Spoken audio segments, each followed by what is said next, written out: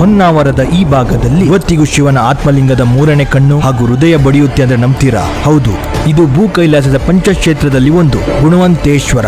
ನಾನ್ ಹೇಳ್ತಾ ಇರೋದು ಈ ದಿವ್ಯ ಕ್ಷೇತ್ರದ ಹೊಸ ವೈಭವ ಮತ್ತು ಅದರ ಆಳದ ರಹಸ್ಯದ ಬಗ್ಗೆ.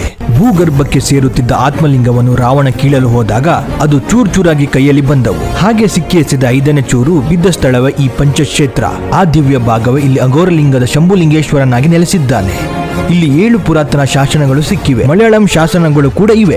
ಇಲ್ಲಿ ನಡೆಯುವುದು ಒಂದು ಮಹಾಪವಾಡ. ಮಹಾಶಿವರಾತ್ರಿಯ ದಿವಸ ಇಲ್ಲಿಯ ಬಾವಿಯಲ್ಲಿ ಗಂಗೋದ್ಭವ ಆಗುತ್ತೆ. ಹಿಮದಂತೆ ಬೆಳ್ಳಗಿರೋ ಈ ನೀರು ಪುಷ್ಕರ ತೀರ್ಥದಲ್ಲಿ ಸ್ನಾನ ಮಾಡಿದರೆ ಸಕಲ ಚರ್ಮ ಕಾಯಿಲೆಗಳು ನಿವಾರಣೆ ಆಗುತ್ತೆ ಅಂತ ನಂಬಿಕೆ ಇದೆ. ಈಗ ಇಂಥ ಪವಿತ್ರ ಕ್ಷೇತ್ರಕ್ಕೆ ಹೊಸ ಜೀವ ಸಿಕ್ಕಿದೆ. ಮುರುಡೇಶ್ವರವ ಕಟ್ಟಿಸಿದ ವಿಷನರಿ RN ಶೆಟ್ಟಿ ಅವರ ಮಗ ಸುನಿಲ್ R ಶೆಟ್ಟಿ ಅವರು ಇದನ್ನು ಪುನರ್ ನಿರ್ಮಿಸಿ ಹೊಸ ವೈಭವ ಕೊಟ್ಟಿದ್ದಾರೆ. ಹೊಸ ಕಟ್ಟಡ ನೋಡಲು ಹೇಗಿದೆ ಗೊತ್ತಾ?